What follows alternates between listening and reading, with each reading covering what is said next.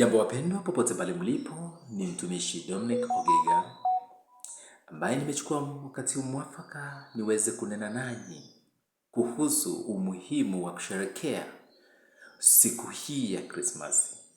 Natambua na kujua kuwa wengi wetu tumekuwa tukisherehekea miaka na najua kuwa tangu ujio wetu katika ulimwengu, wengine wetu tumezoea kusherehekea siku hii ya Krismasi. Bado ni jambo jema kulifanya, lakini pia tutambue kuwa kuna wale ambao waioni kuwa hii siku ni ya maana. Ndio maana nilikuwa nataka tuiangalie hii siku kwa mtazamo wa ndani. Tukajiulize, je, mbona tusherehekee? Mbona tuikumbuke? Kama kawaida, maisha ya mwanadamu yanakuanga na mambo mengi. Kuna sherehe nyingi ambazo huwa tunakuwa nazo katika maisha yetu. Kwa mfano, kusherehekea siku ya kuzaliwa, kusherehekea na ukumbusho wa siku ambayo wafunga ndoa walipokubaliana na kuweka ahadi mbele za Mwenyezi Mungu pale msikitini ama kanisani. Nazungumzia siku ya harusi kwa wale ambao wamefanya harusi. Na wengine pia hukumbuka siku ya maziko ya wenda zake ama ndugu zao, ambao ni kawaida kwa wengi, lakini kwa wengine pia kulingana na imani haiwaruhusu. Je, mbona Christmas tusisherehekee? Lakini swali kuu ni hili: mbona tusisherehekee hii siku ya Krismasi? Nakumbuka kuwa hii siku wengi wamesherehekea vibaya, hata maisha yao yamekuwa mashakani, kwa sababu ni siku wanadhania kuwa wako na uhuru wa kufanya chochote, iwe ni watoto, iwe ni watu wakubwa, kwa sababu kila mtu yu mbioni kusherehekea. Hawa wengine hawakai waangalifu, hata wazazi unapata wakisherehekea pale, watoto nao wanasherehekea kwenda kule, na vijana pia. Ndio maana nataka kutoa tahadhari mapema. Hili limekuwa ni chukizo kwake Mwenyezi Mungu. Kristo alizaliwa mara moja.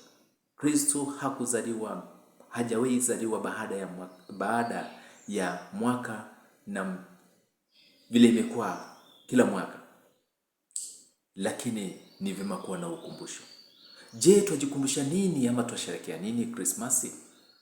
Kumbuka ujio wake Yesu Kristo katika ulimwengu haukuwa ujio wa raha, haukuwa ni jambo la kufurahisha vile, kwa sababu yeye mwenyewe alipitia magumu na machungu mengi ili aweze kufanikisha ile kazi na huduma aliyotumwa na Baba yake aliye mbinguni, ambaye ni Baba yetu pia. Kumbuka ujio wake ulikuwa ni kurejesha mwanadamu kwake Mwenyezi Mungu.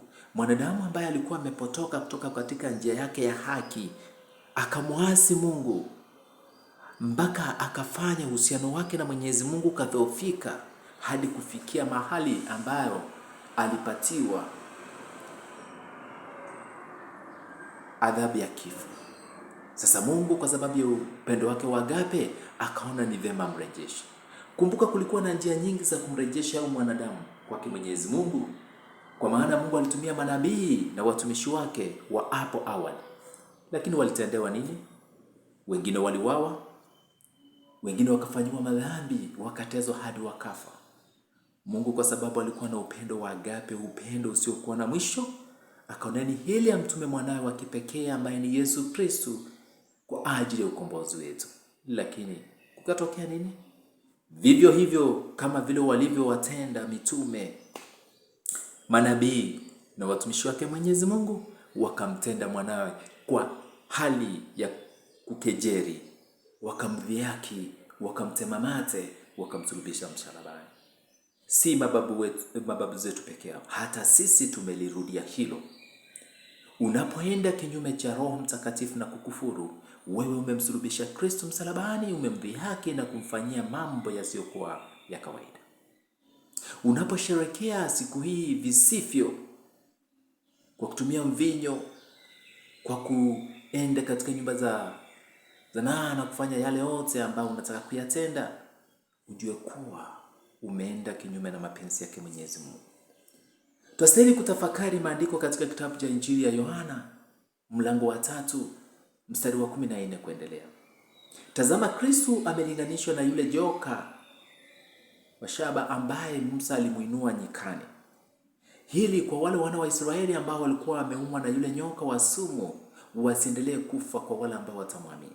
Na hivyo mwana wa Mungu, mwana wa damu ameinuliwa msalabani kwa wale ambao wanaelewa njia ya msalaba ni nini, ama msalaba ni nini, waweze kuokolewa. Kwa hivyo tahadhari yangu ni kuwa tunapoenda kusherehekea mwaka huu mwaka si wa kunywa, huu mwaka si wa kula tu, ni mwaka wa kuketi chini, utafakari maishani mwako ni wapi pale umepotoka katika njia za uokofu na unyoofu, uweze kuomba Mungu akurehemu, akuoshe na kukutakaza ili Kristo aweze kuzaliwa upya. Ndio maana hata alipozaliwa hakuzaliwa mahali ambapo palikuwa pasafi. Alizaliwa zizini mwa ng'ombe, akalazwa katika hori la ng'ombe, kwa sababu hakukaribishwa mahali ambapo palikuwa pasafi. Kila mahali ambapo palikuwa pageni aliambiwa kumejaa. Na vivyo hivyo nasi tumerudia hilo. Tunapokuwa tukiendelea na njia zetu za uovu, ni njia moja kuwa hatujamkaribisha huyu Kristo kuzaliwa ndani yetu. Yesu hawezi kazaliwa mahala ambapo kuna chuki, wivu, sharati, udanganyifu, hasira na mambo yote hayo ya giza. Kila wakati tumekuwa tukimkwaza mwana wa Mungu na roho wa Mungu. Yastahili sasa tutafakari, tunapoenda kujumuika pamoja na familia zetu, ni wakati wa kuridhiana, ni wakati wa uwiano, ni wakati wa kurejea. Kuna wengine hawajawahi zungumza pamoja, kuna wengine hawajawahi salimiana pamoja kwa sababu hii jambo moja hili na lile, ama walikosana. Ni wakati wa msamaha, ni wakati wa kurudiana, ni wakati wa kuja na kukumbatiana pamoja na kumshukuru Mungu kwa pamoja. Na kumbuka, si wote wako navyo. Ikiwa umebahatika kuwa nacho, kumbuka funzo na somo katika kitabu cha Kumbukumbu la Torati 15 mlango mstari wa 7 hadi 11. Haswa mstari wa 11 ya kwamba Mungu anaapa akisema, masikini hawatakoma katika nchi yeye mwenyewe amewaumba na akawaweka pale kwa ajili ya kulenga matendo yetu. Tusiwe na mioyo migumu kama vile wana wa Israeli walivyokuwa wanasema baada ya kila mwaka wa 7 ulikuwa ni mwaka wa kusamehe deni. Lakini tuwe wepesi kukula na kujumuika na pamoja na wale ambao hawana. Hiyo ndiyo itakuwa jambo njema na njia moja pekee ya kusherehekea jinsi inavyostahili. Kumbuka, Kristo alikuja kuwaokoa wote. Kristo alikuwa ni Kristo wa kila mmoja. Wengine wetu tumezama katika mafundisho ya dini, tuyaweke kando.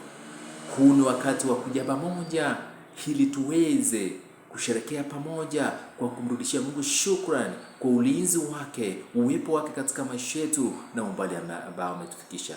Na watakieni Christmas njema, na watakieni mwaka mpya wa 2026 wa mafanikio na mwaka wa upendo wa Mungu.